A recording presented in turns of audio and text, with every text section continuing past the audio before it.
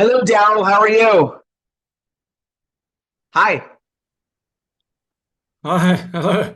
How you doing, Daryl? All right, thanks. Let me just set up the sound. All right, yeah. Yeah, sure. Um, Hopefully you can hear me pretty good. you are very soft, but I can hear you now.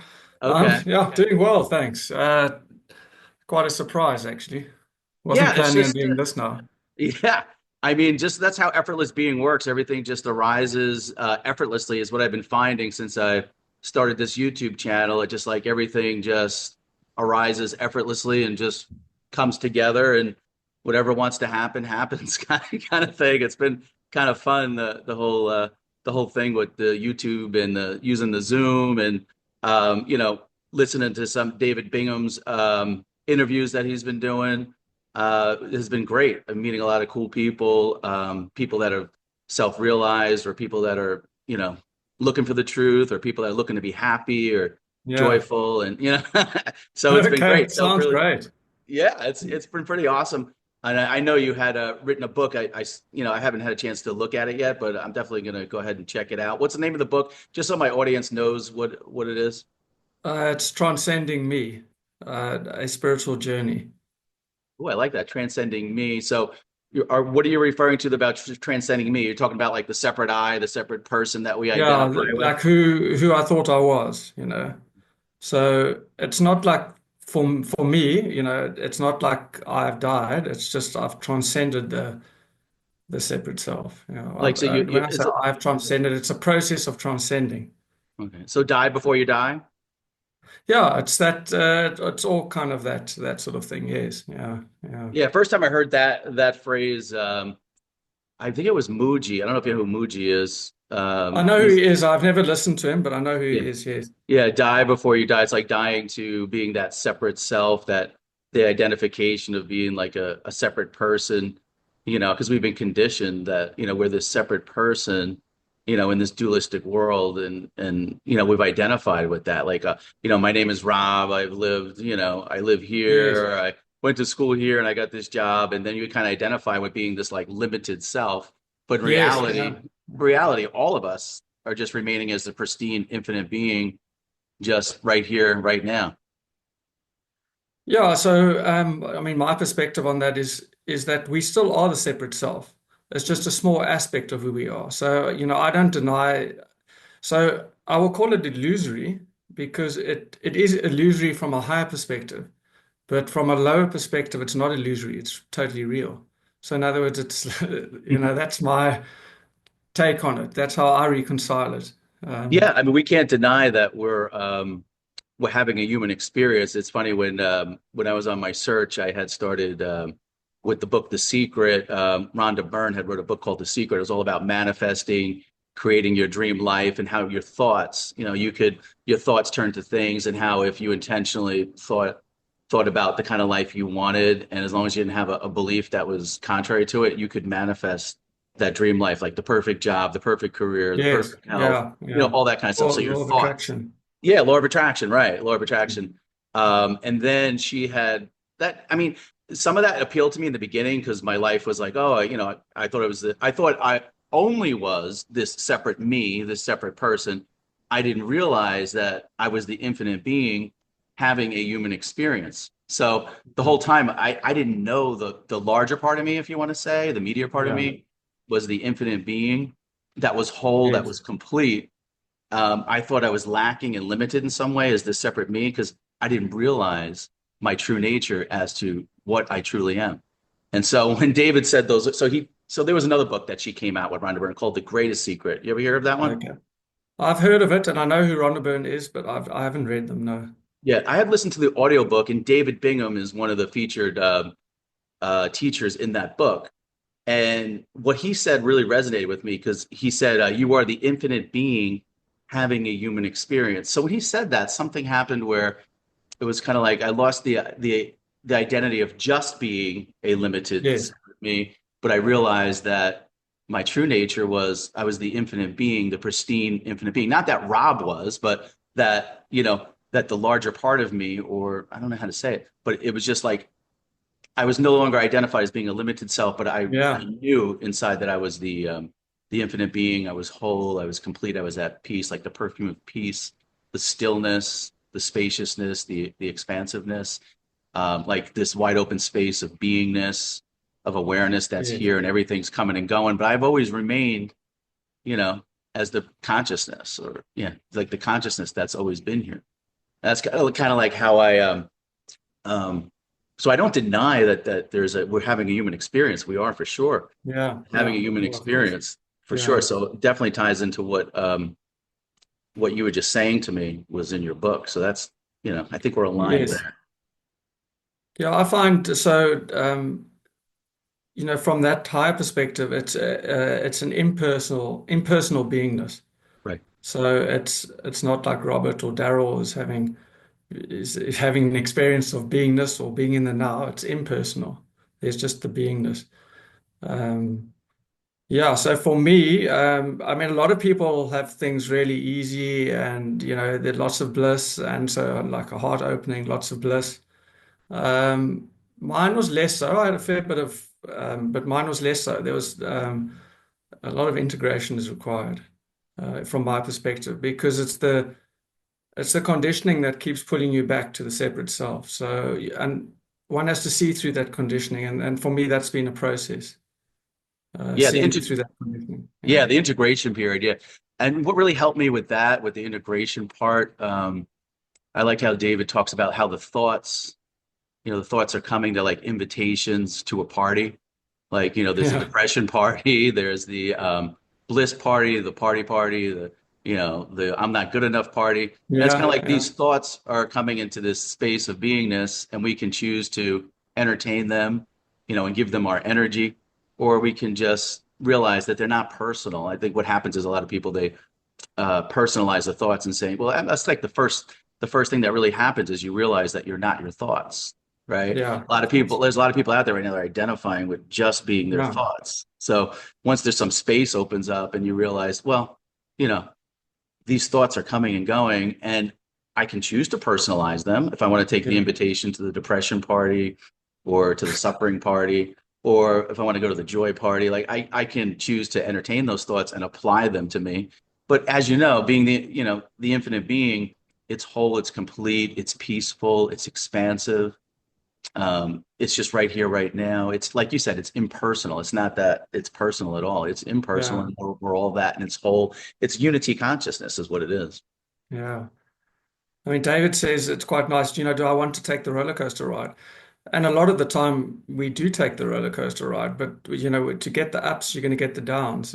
So, but it needs to be a conscious decision as opposed to previously it was an unconscious. One was unconsciously taking these rides. Yes. So now you can buy the ticket.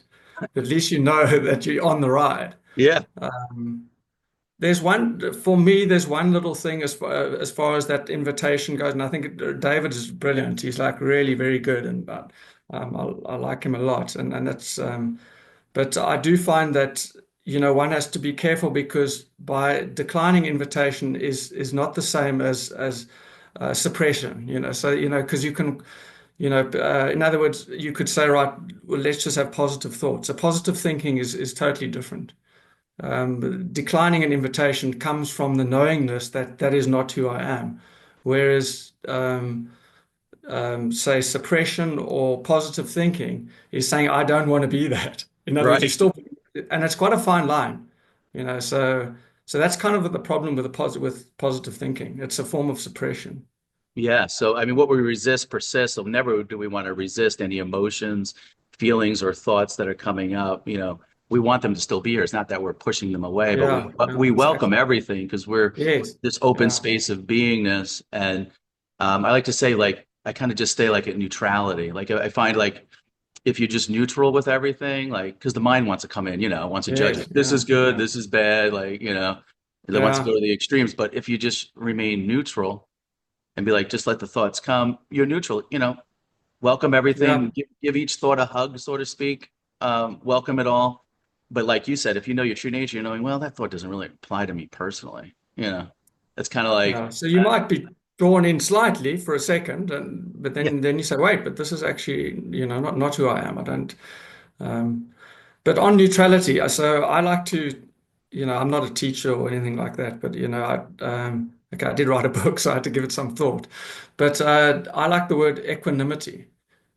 It's kind of like sitting on the razor's edge, on the sharp end of the razor. It's like you're on neither side, you're in this space that's equanimity, and that's the effortless being space. Yes, I Um, love it. That's the name of my channel, Effortless Being. I love yes, no, I that. know. It's such a Yeah. great pointer, Effortless Being, because that's really what our true nature is. Um, you ever hear the Koshas? You ever hear David talk about the Koshas? Yeah, I'm familiar with the Koshas. Yes, yes. Yeah. What do you, I mean, it kind of gives us like a framework, like, what the life experience can be. What is your thoughts on the Kosha? Um, yeah, so I mean, one of the problems with the koshas is one can start intellectualizing things, So, so in other words, they are kind of, first of all, the koshas came from a few thousand years ago in a very different time, in the Vedic time when they came up with these things, or the Yoga Sutras, I'm not certain where they come from. But so for me, those are kind of almost different aspects of the one being, So one can choose to be in unity consciousness, or I think as David calls it, the wisdom body, or you can choose to be in your physical body or your emotional body. So I look at it as is my life is like a spectrum of experience, and as one awakens, you have more access to other parts of yourself that you previously didn't have access to. So the bliss body we don't always get access to or seldom have access to it. But as one awakens, the unity consciousness and the bliss body, those other koshas become available and they previously weren't available. So that's how I kind of look at it. That's great. Yeah, because a lot of like if you Google like the koshas, it always starts off like with the physical body, then you have to graduate, to the emotional body, to the mental body, and then you got to go Yeah, to yeah, effortless being or the body of wisdom, whatever you want to call it, yeah, and then it goes to the bliss body, then to the attributeless, pristine, infinite yeah. being.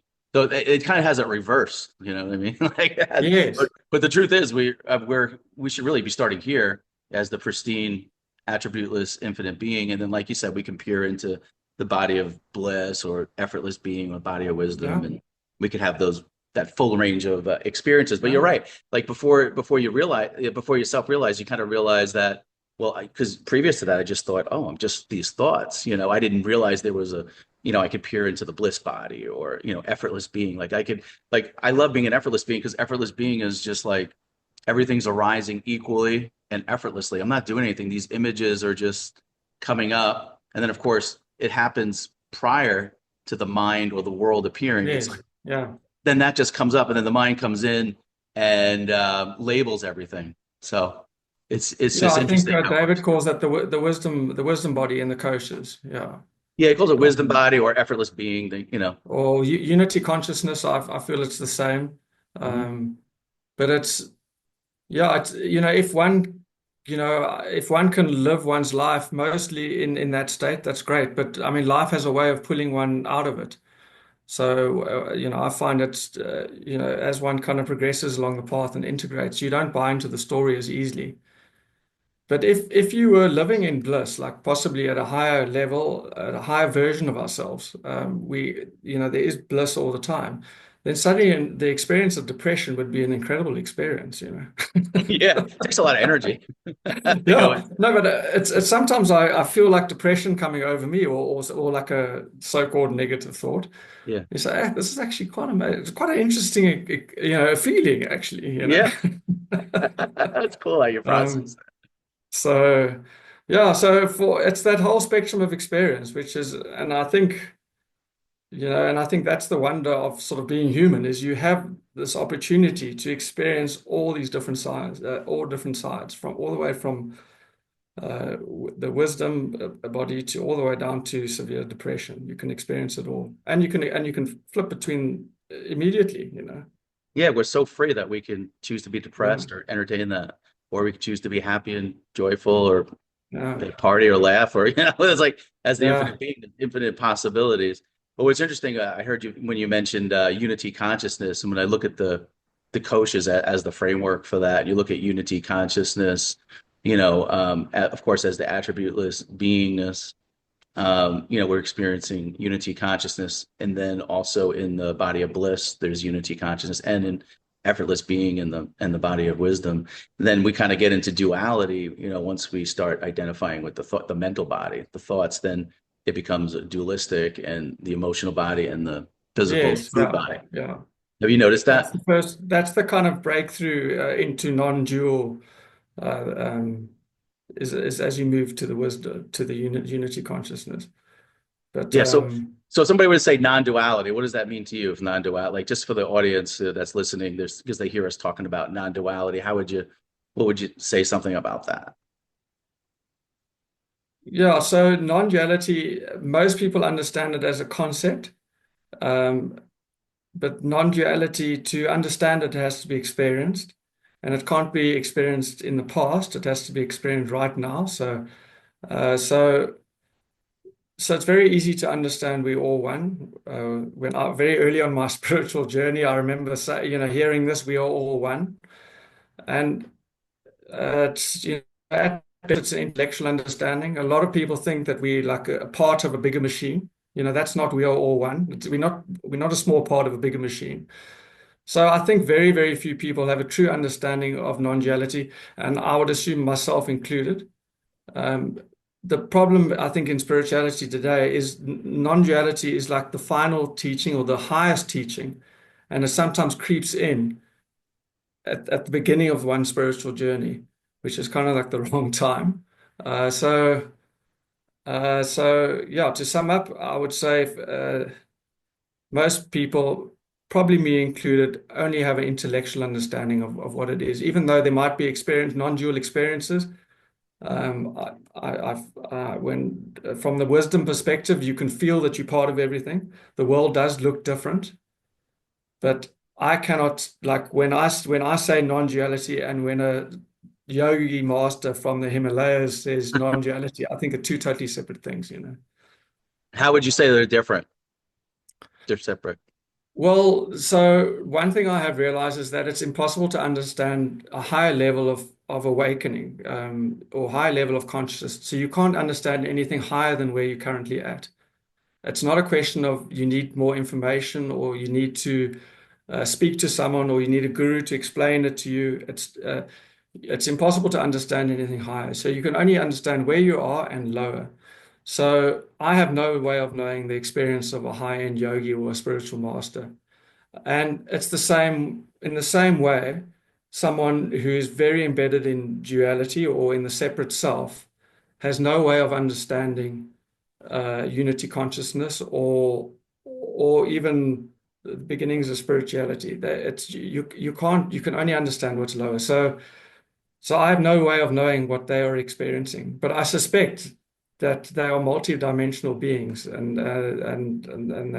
but I have no way of understanding it, and I don't spend too much time thinking about it either because it's of no benefit to me. It's only of intellectual curiosity. Right. Yeah, that's And true. It's just mind stuff. Yeah. I mean, when you think about and when we self-real, start getting something intellectually, then we start inflating ourselves and we start becoming having like a spiritual self. yeah, yeah, I Yeah. get that. It's like with self-realization, it's equality. Like we don't have to go outside ourselves, or need a master to point to us what it is, because we're the sovereign being, and it kind of gets revealed to us, effortlessly, really. It's, sometimes people think, well, I got to go to India and listen to a guru and sit in satsang, and I have to go outside myself to be able to find this, like, and they might elevate other people, but they're Yeah. the sovereign being. We're all, there's nobody Yeah. better than anybody else. We're all that, and we don't need to go outside of ourselves to realize our true nature, because we are that already. Yeah, I mean, I think so. Spiritual tradition comes with the whole hierarchy of yogis and masters and things. And I think part of the reason for that is in 100 years ago or 200 years ago and even 20 years ago, the world was a denser place. These things that we're talking about now, people had no access to them. We are truly embedded in the which another phrase is Kali Yuga. And since you could say since 2012, there has been an awakening and more and more people are waking up, and as more and more people wake up, the world becomes less dense, and we have more access to these things. So a guru now and going to the Himalayas is not necessary, but maybe 50 years ago it actually it was essential. Um, you wouldn't, even when I started spirituality in 2000s, okay, so 25 years ago, I mean, there were very few books on it. I mean, it was basically if you wanted spirituality, you had to, you had to try and find a guru. Okay, it wasn't quite like that, but there was a lot less information about than now. Now one can just go on YouTube, and I mean, a lot of the things we talk about would have been high-end teachings that would be you wouldn't find it anywhere. There was Yeah. no such thing as awakening when I started. There was self-realization and enlightenment, and no one really thought that they were going to become enlightened. Everyone thought, oh, well, that's something that happens in the future. Yeah, that's true. It's funny when you were saying like how yeah, technology has definitely helped, in getting it out. But I heard David talk about the morphogenic field, like kind of like as more and more people awaken. And you talked about Kali Yuga. Maybe you could talk a little bit about that. Okay, so I think that comes out of Hinduism or Hindu or Vedic scriptures, maybe the Bhagavad Gita. I don't know. I don't study many of these texts or anything, but there are different yugas. So there's the Golden Age, the Silver Age, the Bronze Age, and it's a cycle that cycles, and it's a long cycle, like 100,000 years or longer. And so this is now a theory. I'm not saying this is fact. I suspect there might be some truth in it. I suspect that the truth is possibly more from the perspective of the separate self. But yeah, so there's the movement. Kali Yuga is the Iron Age, which is the densest age. And according to some traditions, 2012 we moved from the Iron Age to the Golden. We started transitioning out of the Iron Age. And there has been this great awakening in the last 20, probably in the last 50 years. But the transition between the ages is a very long time. It's hundreds of years. But when I used to meditate 25 years ago, it was a struggle. It really, you needed mantras, you needed to chant things, you needed and then recently it just became, as in the last 5 or so years, it became just a lot easier. And my sense was that the world has just become a lot dense. These things have become more accessible to us if you want them. If you don't want them, it's also fine. So yeah, that's my take on the yugas. But I'm not really studied up on Yeah. Hindu philosophy. No. Yeah, sometimes we could like overcomplicate it, like this being self-realized. It's like kind of like we're already that already. It's just that we've identified with just being the separate self, not realizing that, this because we still have our five senses. There's still seeing, smelling, tasting, touching. Like that's still going on. And it's just that we've mistaken it. We've been called Rob or Daryl, whatever. We've put these labels over it, and we think that's what it is. But there's still this sense of aliveness that we are. These five senses. It's just this mislabeled a separate person, but the whole time we've already been that. We've been the infinite being. We've been self-realized. We just didn't. We weren't conscious of it, I should say. We kind of like forgot, and then we remember. You want to say something about that? Yeah, so I mean, the spiritual journey is actually, I'm not one of these people who say, well, no one needs to do anything. I feel that depending on the person, but generally some kind of spiritual practice is beneficial. Hmm. It's not necessarily going to take you there, but how it works is you kind of do spiritual practice, or you do something to pierce the veil, as sometimes said. And then at some point, the actual realization is that I was already that. So Yeah. that is the realization. But you can't go from experiencing yourself as totally the separate self to suddenly, for some people, it's a very gradual process. For other people, it's instant. But the spiritual practice gets you to the realization that you were already that. Um, Yeah. I there's saw this in in there's this your. Go ahead.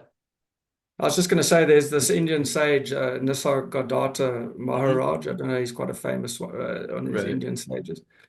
And one of his quotes, he was extremely direct. He's probably like the source of all the direct teachings that we have. They all come back. Like Sailor Bob, and all that. Exactly, Sailor Bob, and even from David's lineage, that all goes back to Nisargadatta. Yeah. And one of his sayings was, or his quotes, My guru told me I was enlightened, and I believed him. I like that. You That's know, great.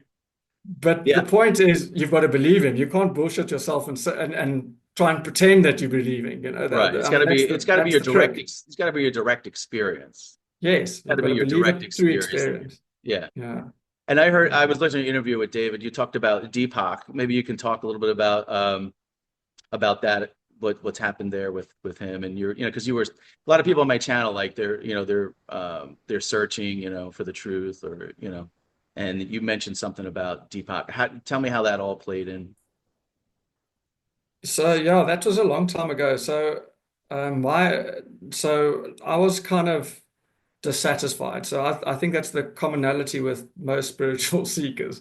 The Right. reason why you're seeking is you're dissatisfied. Right. If we weren't So dissatisfied, we wouldn't be seeking, right? that's right. Yeah, yeah. There'll be no incentive to evolve without Yeah, we would just dissatisfaction. like be here like Yeah, this, that's right. You'd be sitting in bliss. yeah, So just that's the driver, the dissatisfaction. yeah. And We know something's um, wrong. Like something's wrong. I'm suffering. Like why isn't everything just cool and peaceful? Like what's going on? there And must people be say, more to life. There must yeah, be right, more exactly. to There's this. got is this life all there is? There's got to be Yeah, more. yeah. Yeah.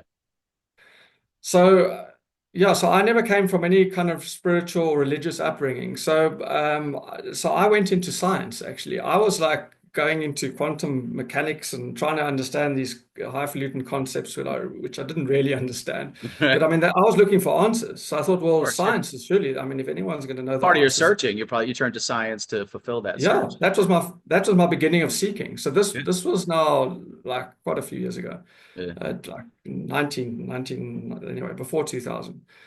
And then so I kind of got into the science a bit, and all the science does, and even philosophy in a way, it just kind of tweaks your all it is an intellectual pursuit. But then yeah, then I came across Deepak Chopra. He actually gave a talk in Cape Town where I live. And I went to see him. And Deepak Chopra, yeah, because he's kind of got like a mind of more of a Westerner, as opposed to many of the Indian gurus prior to him, didn't have that Western take. And the Western mind is very analytical, it's very right-brained. So Deepak, for me, he helped me bridge that science and spirituality. And he still does it today. I mean, so he still takes spiritual concepts and ties them into the latest scientific discoveries. So he was actually the first thing because I went to this talk and I was really blown away by him. Um, and yeah, and suddenly a whole new world opened up, the spiritual world, this world of prior to that, in philosophy you get idealism and materialism.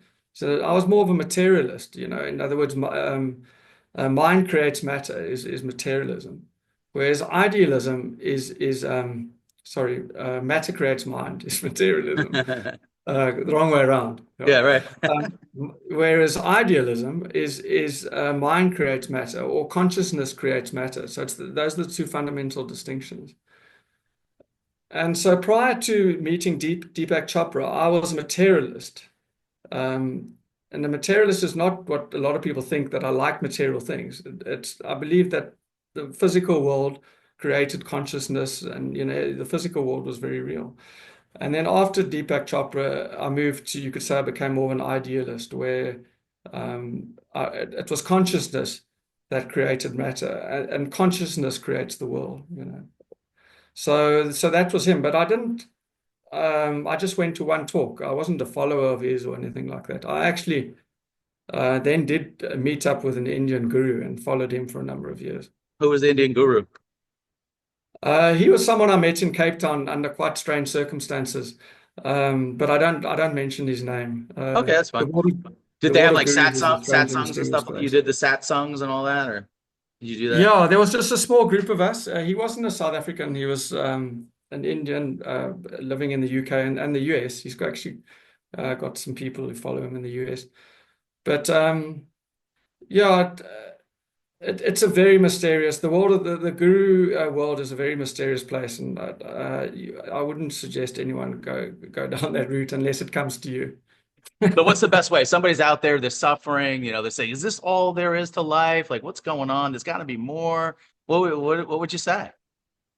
I would say, like, because if you cut to the chase kind of thing, Yeah, spirituality is about opening the heart. right. So in other words, you've got to be able to.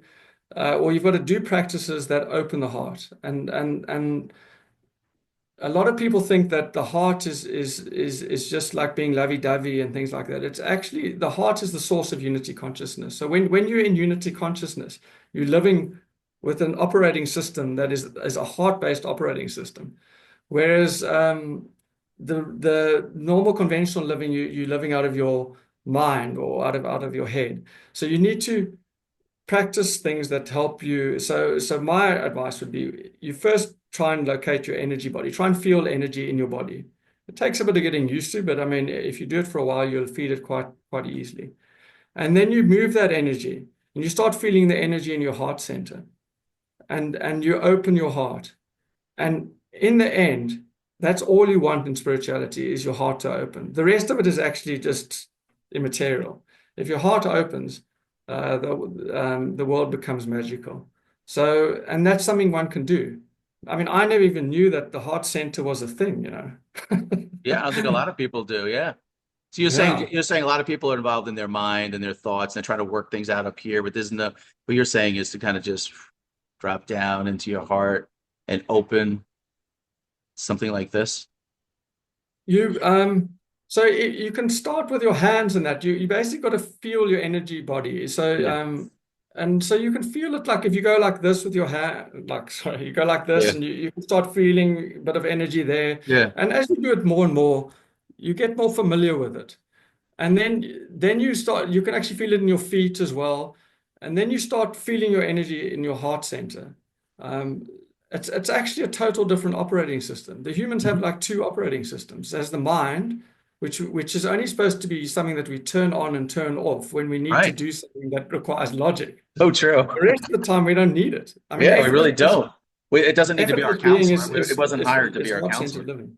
Yeah. Excuse me? No, keep going. Yeah. So that's the one operating system. What's the other one? So, well, it's the mind system and the heart system. So you basically need to, and the more you focus on your heart, the more it will open.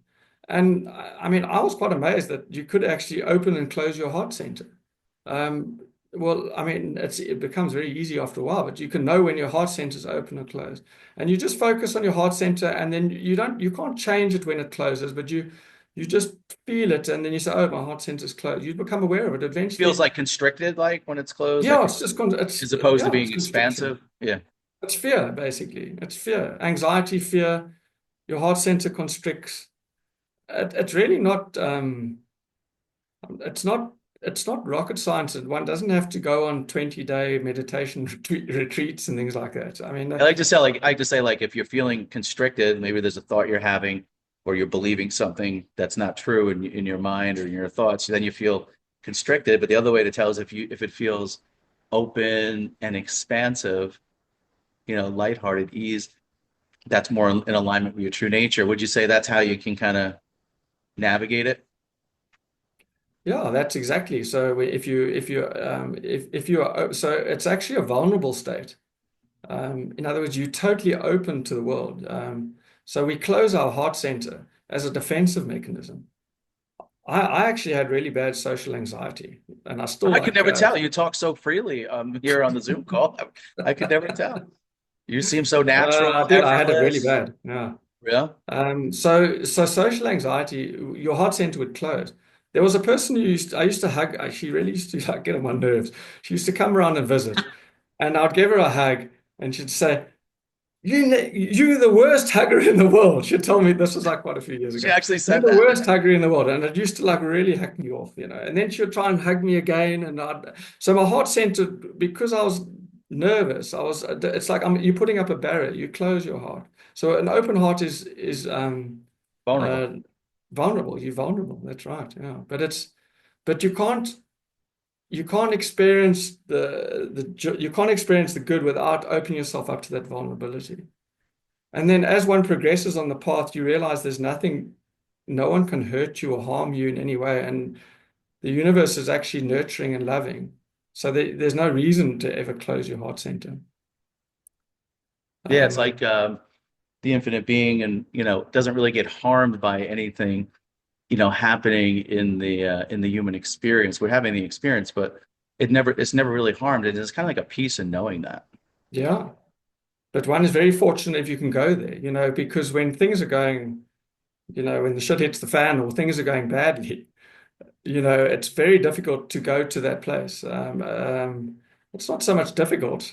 It's almost like one needs to know that it's there. I mean, I think a lot of the time it's a case of one needs to recognize it. And I think a lot of the people David speaks to, it's the recognition. Um, so, but I don't want to give the impression that my life is all hunky dory and I have no problems. I can tell you, I've had much more problems since awakening. It's actually life has been much harder. Um, What's it's not a what's your everyday life like now? Like, so you get up in the morning, run through a typical day for me. Yeah, well, it was quite strange because 5 years ago I sold my business, and that was actually when I this whole thing came to a head of it. So normally when you have an awakening, that your life comes to some kind of, it can't continue as it was. So there's normally some difficulty that causes a change. So yeah, so I sold my business, and now I'm trying to get businesses. I have to earn money. I've got a family.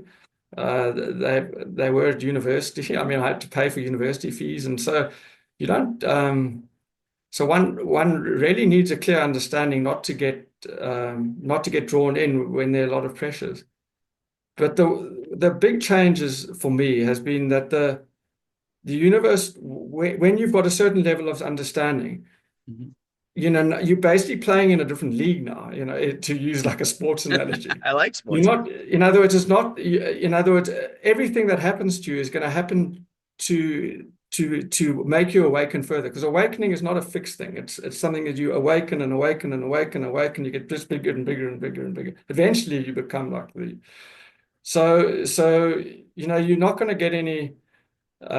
Yeah, so basically, illusion. If there's anything that's not real going on, I mean, and you start believing it, there's immediate pain. I mean, it's Oh yeah. um, so so yeah. That's what I found. And it's taken me to the point of surrender, because that's actually the spiritual path. You actually have to realize that it's not me. You have to surrender to a higher being, or to a higher. You have to surrender to spirit. Would you say let go and let God, or let go and let the universe? Yeah, so I mean, these are sayings, but the problem is the personal me, or the separate self, cannot let go. It's impossible. It can't let go of itself. So that's actually something that comes by grace. But to get to that point, you often have to be pushed and poked, and really, like, you have to really get to the point where you say, look, it's not me. I surrender to God. I mean, that's the can you press pause a second? My daughter's calling me. She doesn't know. I just need to tell her. Yeah, sure, no problem. All right, you're back. And we're back on. Yeah, so you were talking about how, since self-realization, there's still problems that come up, and you were talking about how you're navigating through that. So tell us more. Yeah. Yes. So previously, my businesses that I started actually went really easily. Like, everything just fell into place, and they went really well. Whereas the last few years, like, everything that can go wrong has gone wrong. I mean, Mm. So you kind of just so surrender to it. It's just, all happening, and you kind of just, get yeah. like involved in give your energy to all the drama, but you just kind of letting it play out because it's really just playing out anyway. So you just kind of Yeah, well, just surrendering, relaxing into it. Yep. from my thing is that you get to the point where there is no other option available to you. It's like, Mm. Yeah. What that's else are true you gonna do? Yeah. surrender. There's like nothing else. There's Yeah. nothing else you can grab onto, and yeah, the spiritual path is the path of surrender. I mean, that is, and awakening is only the beginning. Right. Um, Only the beginning. Full surrender is what comes after, so after awakening. Yeah.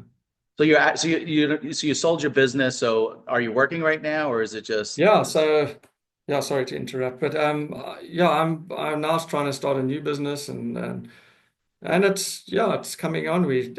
But I mean, I work a normal life, but I have the same pressures. I employ staff, things go wrong. Yeah. but I don't buy in. I know that I'm playing. I'm not going to say I'm playing a game because, but I don't 100%. I'm never 100% in the story, you know. Uh, Would you say it's like you're watching a movie and you're like the actor? You know that analogy they talk about how you're the actor and you're playing like a role in the movie. It's almost like it's like you're noticing this movie going on, so you're not as, you know, affected by it, so to speak, because you're kind of just noticing it, watching it, because you're not identified so much as the character in the story. You kind of see it like as a movie that comes and goes. yeah, I mean I mean that's unity consciousness. So unity consciousness is like that. You seated in yourself. You seated Yeah, deep within back you. in Yeah, yourself, yeah, and the world is playing out in front of yeah, you, yeah. and you're affected by it, but you're enjoying even the emotions. You're enjoying all the emotions. Exactly. But when things go wrong, you know, like things really go wrong, then now it becomes a little bit more tricky. So when things go wrong, you get pulled back into yourself. So, I mean, you get pulled back in. But immediately you see that you've been drawn in, and then you kind of pull back a bit. So there's always some space, you know. That space is always there. Yes, where previously there was the space wasn't there previously. Yeah, because you were so absorbed in the movie. That's Like right. you, like, it's kind of like when I'm, like, if I watch a movie on TV, like I get like so into the movie, I'm feeling all the emotions of it, and then something will snap me out. Oh wait, this is just a movie. Like even like, you know, I could just relax back. Oh wait, it's just a movie. And then you get that relief that comes. It's like, oh, it's not affecting me. It's just on the TV, you know. But I mean, it's a brilliant thing because you can imagine if it's that easy to get drawn into a movie. Yeah. Just imagine a movie where you've got senses, you've got you've got like five senses going. I mean, a movie is like a two-dimensional thing. So Yeah, this is if like an IMAX on steroids or on something because you're steroids, just, which is yeah, life. yeah. Yeah. It's like all like right here. Like So yeah, it's but yeah, it's I mean I mean the other difficulty is I find is like no people don't a lot of people don't get where I'm at kind of thing, you know. So when you so say people don't get while you where you're at, what do you mean by that? maybe that's the wrong words, but it's I mean even my wife, I mean my kids and my parents, I mean we're obviously now our close family. They have no contextual idea. So yeah, that so there can be a feeling of loneliness because I had a like a Christmas family like we had a big family get together now for Christmas, and yeah, and I kind of made a short speech, and I realized that I was like almost on a different wavelength to like my whole support structure or whole family, you know. So Yeah. Hmm. um, so I think that yeah, it's that's and socially, you know, I'm not as social as I used to be. You know, I'm not a lot of things that I used to find enjoy socially. I don't enjoy now. Hmm. Um, so I mean, it does upend your life. I don't know if have you found the same or Yeah, I mean, yeah, sure. Yeah, I know everything you're talking about. Like it's like you know, just like people understanding you, family, people around you. And you know, it's kind of like you're following your intuition, like knowing when's the right time to speak about this or to know this. And what I found helps with me is like doing stuff like this, talking to, you know, people like you. I talk to people all the time, you know, yeah, that are self-realized. Like I view you as being someone who's self-realize, you realize your true nature. Like I see you as the pristine infinite being, and I see everyone that way. And even like family around me, I see them as that too. I see my wife as that, my kids, because I have teenagers. I have a 17, 18, and 27-year old, all girls. And I see them okay, all that way. And of course the roles of life, you know, they're playing out, and you know, they don't realize what they truly are, that they don't see themselves as the pristine infinite being. You know, they think they're this limited separate person with all these problems and limitations, and so, you know, I'm tactfully like how I communicate with them. I just kind of follow my intuition and just kind of feel it. You can kind of feel it out, like if somebody's ready to hear this or not. And yeah, when it is, yeah, I usually just follow whatever ease there is. Like if it feels like effortless or easy, yeah, then it'll just kind of just flow through. Like, you know, even writing these books, like I wrote a book too. I have this one out. This one just actually just came out on Amazon yesterday. Infinite Being, the effortless journey to self-realization. And what I did with my daughter, my Yeah. 17-year-old, we just sat down, we did like an unboxing of it, and then she would get it Yes. out, and then she was like reading a few chapters, and I would say, okay, Madison, like, what do you think about that? And it just kind of opened up, like I just made her like part of the whole thing, and she Yeah. kind of Yeah. got excited and cool about it. Like I kind of made it like lighthearted, like this big, like, dreadful or just serious thing. It's kind of like, I don't know, I just been more like lighthearted with it. Like I laugh at it. Like they'd be like, "Oh, Dad seems so like, he's just, doesn't really respond." Like I find myself like I don't get as emotional or responding to things as much because I kind Yeah. of see through it. I kind of view it like a movie or a game going on. So there's kind of like an effortless ease about it. It's just like I just kind of took the seriousness out of it. And I think the kids see, oh, Dad's just lighthearted. They're like, if I'm just sitting here being quiet, oh, that's just Dad. He's just, like, I'm just Yeah. like watching it all happen. Like, and I just try to follow whatever's effortless, whatever ease there is, whatever playfulness there is. I just Yeah, as kind of far as see it my that kids way. go, I try and throw them, I try and broaden their awareness of the world, because the world is a much bigger, there's so much more to the world than many people realize. So I try and open their eyes to things, but I don't, many people are just not ready for it. And that's been my experience. Which is fine. That's fine. Everybody's Yeah, at where they're at, but here's the thing of it all. Like there's nothing serious going on at the end of the day, and nothing's really harmed. Like the infinite being is never harmed by anything that's happening. So even if I see people suffering or the kids going through something or my wife, I kind of know because I've been through stuff too in my life, but the bigger part of me was never really touched by it, so to speak. So, I mean, there's a comfort and peace in knowing that this is because consciousness is conscious of itself. This is just consciousness playing out, and it's just going into forms. And what happens is we identify with the forms, and that's when we view it as separate or something's really happening here. But if it's at the same time, you just show love to it and compassion, and just have a lightness yeah, and an ease to it. Like, because at the end of the day, we know that there's really nothing serious going on, and there's an ease about it, like knowing that the infinite being is never touched by anything happening in the manifestation. So I kind of yes, know that there's like a knowingness of that. So then you can kind of get playful with the different roles we play as dad and with kids yeah, and other people, perceived so-called other people. You know what I mean by that? But um, yes, I don't know. Just kind of just there's like a lightness there to it. And like I said, just following your intuition when to speak about it. But what's really helped with, I know when you mentioned the loneliness, and a lot of people I've been talking to on the channel that have become self-realized, they feel exactly like you do, that when they realize that, family members around them and other people in social situations, that they really don't understand them. So they kind of withdraw a little bit from that because it doesn't feel the same as when they did before because now that they realize their true nature, they kind of see through a lot of the stuff, and they kind of just lose interest, I would say, in a lot of the yeah, stuff.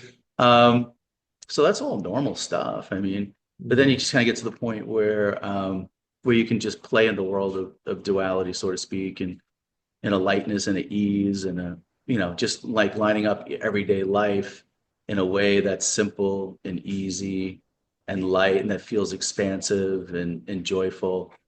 So if you just kind of set up your everyday life like that and just be like lighthearted about it, easy about it, and yeah, and then it just kind of flows through. And that's the other thing I want to talk about. So I know you're writing the book. So you are talking about this. You are expressing it, which is great because I think the infinite being wants to express this because it wants this for everyone else because it realized, hey, this is an end to suffering. This is a peaceful way. This is our true nature. And we want everybody to have this if they are ready for it, if they want yeah, it at yeah. this point. So you've written a book, and the name of the Yes, I book wrote again it is over. So it's basically the book is about my journey. So okay. from 25 years ago to last year or the year before last, and I wrote it, and then I changed the name, and then I rewrote it, and, and now it's kind of sitting there. But yeah, it just chronicles my journey. Um, What's the name of the book again? it's transcending me, Transcend. That's right. Transcend. I love that a title. That's a spiritual good journey. title. Yeah. Yeah. Yeah, so I felt that best described the process that I'm going through is a kind of yeah that's what I That could be helpful to a lot of people that are also going through, they've realized their true nature and they're integrating into the everyday life. And a lot of people find these, these interviews helpful too, because they're like, oh, wait, it's somebody that understands, what's Yeah, happening. Or yeah, so it's been helpful. And then there's other people that are on the channel that are listening right now that are like you said, there has to be more to life, or they're still seeking, yeah. and then something they might hear in an interview might Yes, you know, yeah, of course. might trigger them to realize their true nature and uplifts people, and they can have, more peace and joy or happiness, whatever you want to say, Yeah, in their life. So, I mean, doing that's helpful. Like you coming on and doing this is great because people can relate to you, and you're helping people indirectly, and they're realizing the true nature in the book too. Like when I wrote the first book I wrote, I was Awakening to Effortless Being. David Bingham wrote the forward to both these books I have out and the that I have out, and a lot of people have been contacting me, even just through the books and through some of the interviews that I've done, and it's just kind of been building momentum, and I'm finding that it's been helpful to people. So I just kind of just follow whatever. It's kind of like easy for me to like do interviews and write books and stuff like that. It just yeah, that's just seems to just flow through. So I just kind of following that, and as long as people are finding value, I'll just continue to do it. But I'm not good with like on cars. Like if you ask me to do like mechanical work, like don't ask me, or engineering. That's just not no, natural to me. And that's why I always tell everybody, like, find out what comes natural or effortless or yeah, easy to you. Follow that. If it feels like a struggle and hard work, it's time to just back off and just yeah, sit with it and find out. Because the effortless being, your infinite being will just bring to you, and you'll know by your intuition. Because, like you said earlier in the call, like if it feels constricted, yeah, that's not the way. But if it feels expansive, you just kind of flow, you kind of flow with life, like you said, like surrender with it and just see what's going to appear, because everything we need is going to appear before us. yeah. So on that, I mean, I find so you follow your inspiration, Yeah. that inspiration is your body, it's the sensation in your body of alignment. So when you Yes. align with something, you Mhm. feel inspired. So if one follows inspiration, um, so that's because that's always the thing is, what's my path, or what should I do, or inspiration, I think, is the key. Yeah, it really is. Like if it, like I said, like if it feels like the next logical step, or it feels an ease about it, or a joy, about it, that's your intuition, Yeah, saying, come that's this way. It's whispering, come this way. yes, of But if it course. feels Yeah. like striving and hard work, you know how it is. Like if it's like that, that's not coming from your Yeah, intuition. yeah, no, 100%. Yeah, that's So you right. just kind of follow that, and it's just kind of like a continuous unfolding, and you just kind of relax into it, and you find that the infinite being brings about, what you need on the perfect timing. There's this like synchronicities and things like this that just naturally just kind of just flow, and you're kind of in the flow of it, and you're not resisting anything. You're Yeah, allowing everything, and you're remaining neutral as the space of beingness, that you are, the impersonal beingness, as you said. That we are, and everything's just unfolding perfectly. It's kind of like we're on heaven on earth right now. It's like right here, it's right here, right now. I'm not saying that, like you said, like problems or things like that come up, but it's different now because there's, like you said, there's this space that opens up, and there's a knowingness of what our true nature is, the yeah, perfume of yeah, peace that just sits here. So it doesn't have the same impact as when you just think you're this limited self yeah, having these problems. There's a space here. It's like, and it's seeing through it, and a piece of knowing that I'm noticing it the whole time, and that yeah. everything's okay, and it's not really touching the larger part of me, so to Yes, speak. yes, yeah. Yeah, I mean, I think, one is fortunate if one can go there, and I think we can all go there, but it's not recognized. That's Yeah. a lot of the time everyone's experienced it. It's just we don't recognize it. Well, So we're just getting caught up in the movie of yeah, life, yeah, We're just getting caught up with it's just like a wake up call. It's, oh, wait a second, I'm identifying with the character in the movie again. It's just yeah. a little prod to, oh, just wake up to, I just forgot what I really was for a second. So I just need to just wake up to it. And the community part, I don't know if you realize with David Bingham, he's been doing monthly calls now. Have you aware of that? davidbingham.org. No, no. What does he do? How does it work? So basically, he started his first one in February and has another one coming up March. I think it's the 7th, but if you go to davidbingham.org, you can look into it and sign up for that if that's Oh, something okay. that pulls you. Basically, he does like so everyone like it's like a group kind of call now. Once a month, he'll do. People that are on there, some people are self-realized, some people are searching. It's just like a mixture, and then he'll get on and he'll just talk just kind of like how we're talking. And I noticed there's like it seems like a sense of community, like you were saying. Sometimes we feel Yeah, isolated, so there's that sense of community that's there. So if that's something lovely. that interests you, that Yeah, I'll I definitely look find at it it. helpful. I think it's helpful. Yes, definitely. Um, yeah, so go ahead and check it out, davidbingham.org. And there's a sense of there's a lot of people on there, and you can hear people expressing themselves and talking, and you kind of relate to a lot of what people are saying, or at the very least, you'll find it entertaining. I don't know. Oh, I like that. Yeah. Yeah, so it is a light. It's yeah. So I just want to make sure you knew that that was available. Okay, well, thanks. I'll definitely look in on that. Yeah, thank Yeah, you. great. So how long's your book been out? Not very long, and there hasn't been any kind of publicity, but it's been out 6 months. Yeah, Oh, great, great. yeah. It's on Amazon, you said, right? Yeah, On Amazon. Yeah, yeah. yeah, yeah. Yeah, I like Amazon. It's pretty neat. 'Cause there's a lot of people like even like my wife and kids like they're big on like they go on Amazon and shop, and then it just shows up. So a lot of people they already have accounts with Amazon. They're used to buying things online, So it's a good way to get the message out there is Yes, having a yeah, book, yeah, and Amazon takes care of all the logistics of it. It prints the book, sends it yeah, out. And there's a couple of people you'll even on the call, like if you listen to David's call, there's a few of them on there that have also the way that they're expressing is through books, and a lot of them have YouTube channels and things like that. So I think it's great that you're expressing through that, but it doesn't even have, yeah, even people listening, it doesn't have to be, you have to do a book or a YouTube channel. You can just embody this in your everyday life. And yeah. that's another way you can express, there's a couple of calls I had on your interviews with people.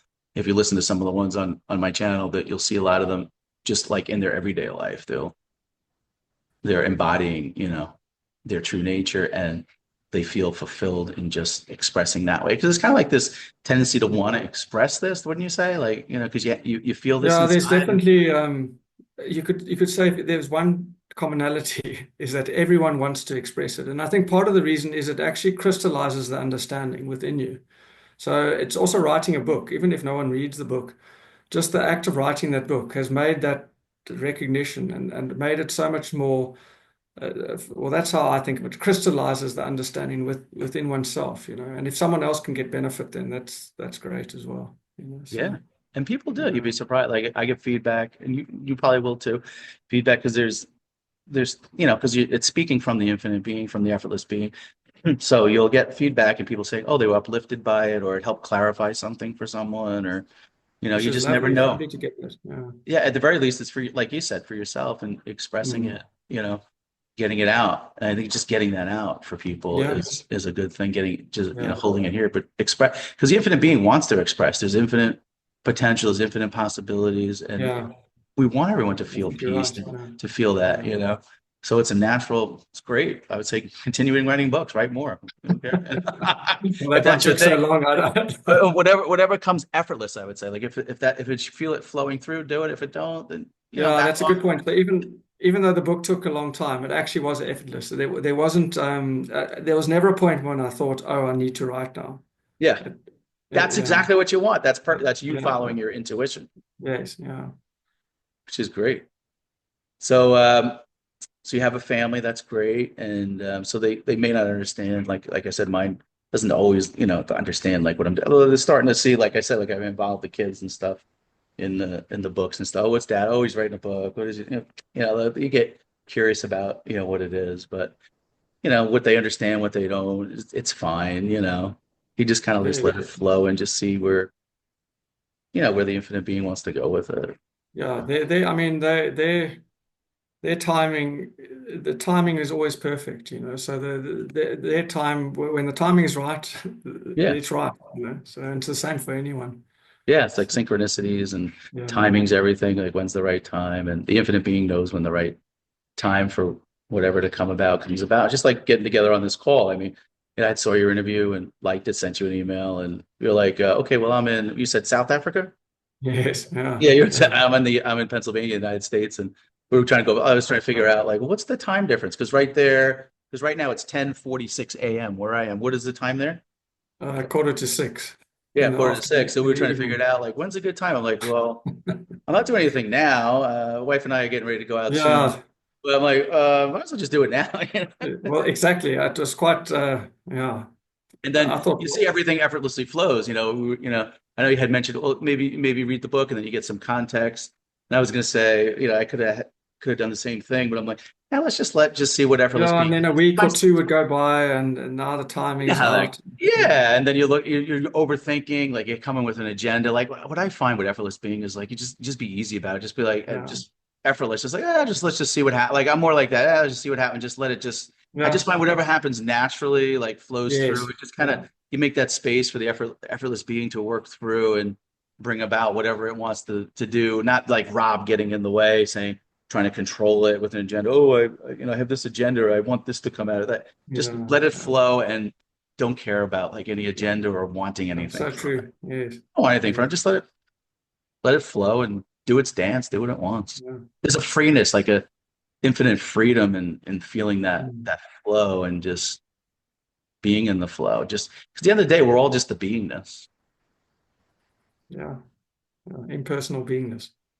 Yes, impersonal beingness, and it's all right here. That's why I love the silence. Sometimes, like on some of the Mm. calls, like I'll be talking to someone and like we get all that stuff out, and then it's just like it's all out there, and then it just comes back to it's just right. We're just abiding. This, Yeah, yeah, it's just this and the silence, and there's nothing wrong with the silence. It's fine. Like it's almost like sometimes I don't even want to leave the silence because it's peaceful, it's whole, it's complete, and it's almost like it takes a lot of energy to like to go out into the digital world and express myself and play this guy Rob out here in these roles as dad and worker here, whatever it is. Like it's like I have everything here. Like why am I going to leave paradise, heaven on earth, and do that? Sometimes that'll happen with those thoughts and.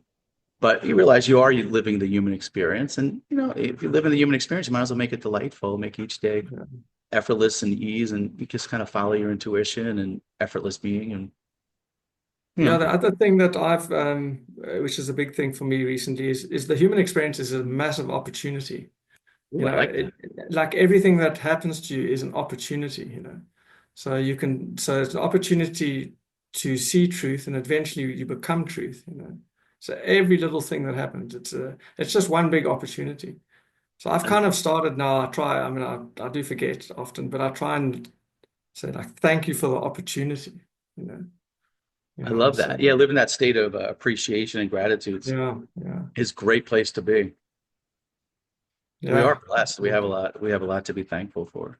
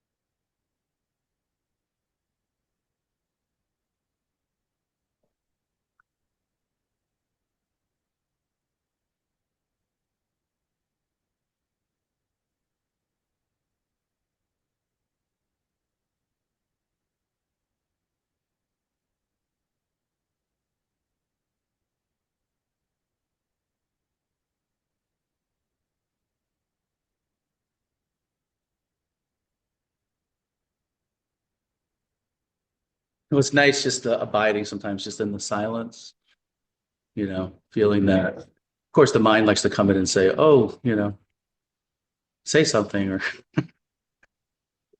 but it's peaceful. It's unity consciousness. Yeah, It's nice. no, it But is nice. thank you so much for joining. Yeah. Is there something Thank else you. you want to express or say? No, I think that is all, and thank you for the opportunity of talking to you today. Great. Maybe I'll hear you on one of David's calls, or I mean, you have my email.